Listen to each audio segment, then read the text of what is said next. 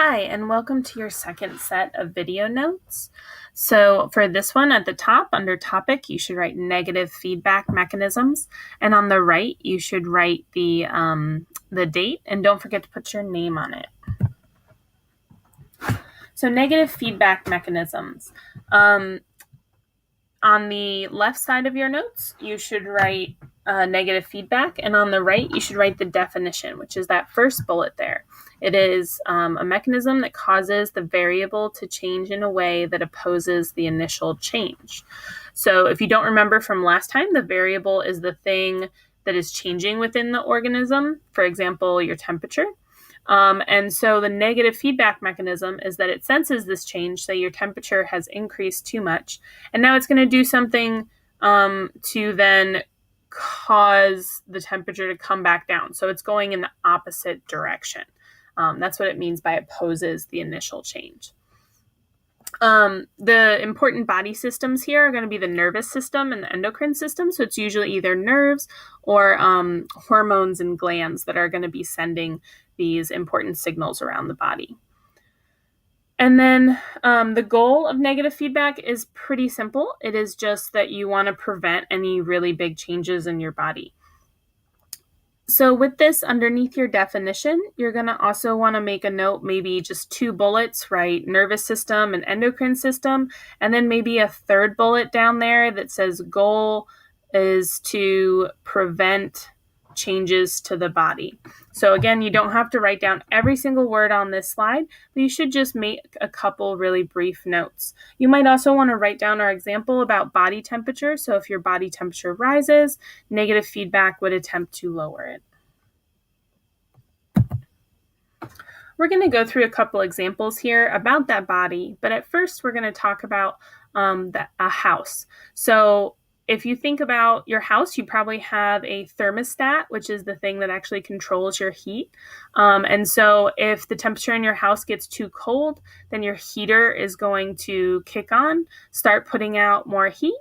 And then your thermostat's going to notice, oh, wait, the temperature is getting too high. I should shut off. So it turns off your heater, and then it waits, kind of chills out until the temperature in your house gets too low again, and then it'll kick back on.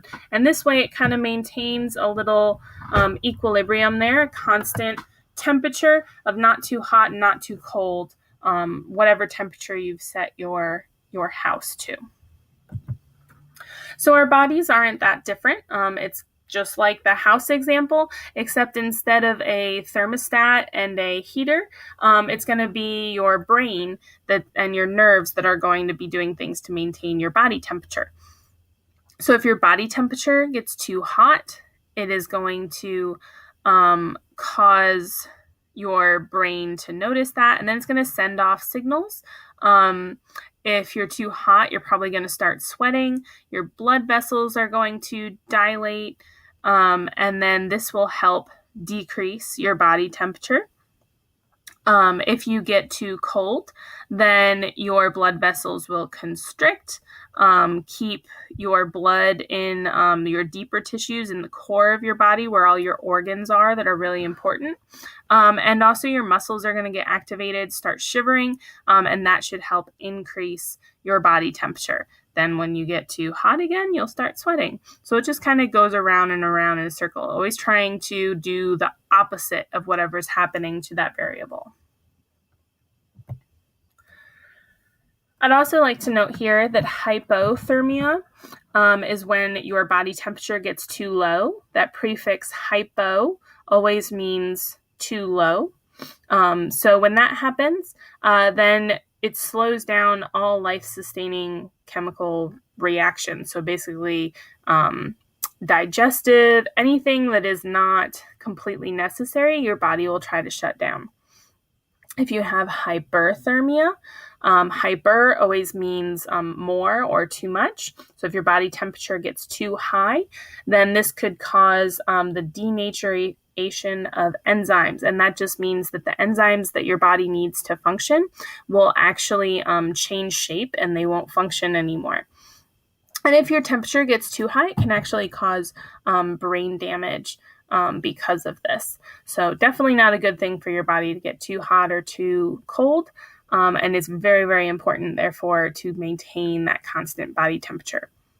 So all you should be really doing with these two slides, you don't have to write down these definitions, but I do think that you should maybe write a little summary, put body temperature on the left part of your notes, and then on the right, write a little summary about what happens when your body temperature gets too hot or too cold. And if you need to, pause, rewind, go back, and listen to that part again. So another example is blood pressure. You can see that normal blood pressure is in the middle. And let's say you get a little too stressed out, your blood pressure increases. That's going to cause some receptors to maybe increase the diameter of them. Maybe you get a decreased heart rate so that way your blood pressure will decrease again. So it's trying to counteract that increase in normal blood pressure by doing something to then decrease it. Same thing if your blood pressure gets too low, then your body's going to do something to try to increase it. So decrease the blood vessel diameter, maybe increase the heart rate, and get that back up to normal. So again, just write blood pressure on the left, and then maybe a brief description of keeping your blood pressure pretty constant. Doesn't need to be too detailed or anything like that. Our next example is blood glucose. So glucose just means sugar. This is sugars in your body. If you get too high a glucose level, so maybe you've heard about diabetics having too high a glucose level, your pancreas is going to notice that, and you have insulin secreting cells there that are then going to kick in, start releasing a bunch of insulin, and then that will help the body cells to take up more glucose. It'll also cause the liver to take up more glucose and then convert it into something called glycogen, where it can be stored for later use. And then this will bring it back down to normal. If you get too little glucose, then it will cause your pancreas to start releasing glucagon, which will then cause the release of glucagon into the blood. The liver will break this down, the glycogen down, and then it will release glucose into the blood, causing you to have a higher blood glucose level or sugar level in your blood. And hopefully this brings it back to normal.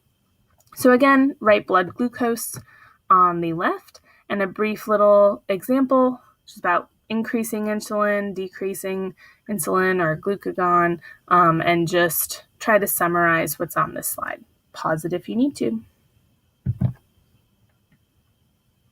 Just wanted to mention here that diabetes, again, is when a person has too much sugar in their body or doesn't produce enough insulin, and then it can cause them to have too much or too little sugar in their body because they can't regulate this themselves very easily.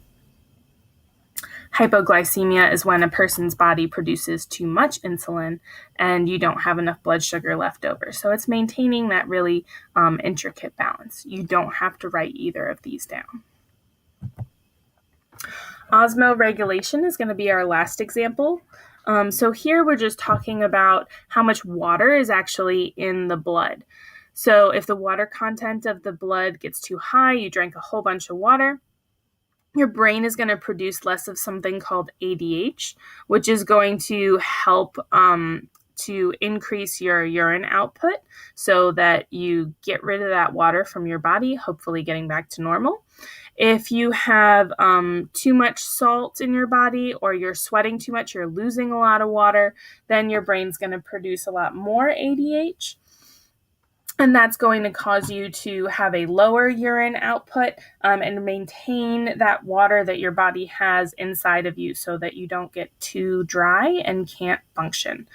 So again, just go write osmoregulation on the left-hand side, and then on the right, just write a brief description that your brain would get some signals to then change the urine output. And in particular, this is going to be to counteract the increase or decrease of the water level in the blood.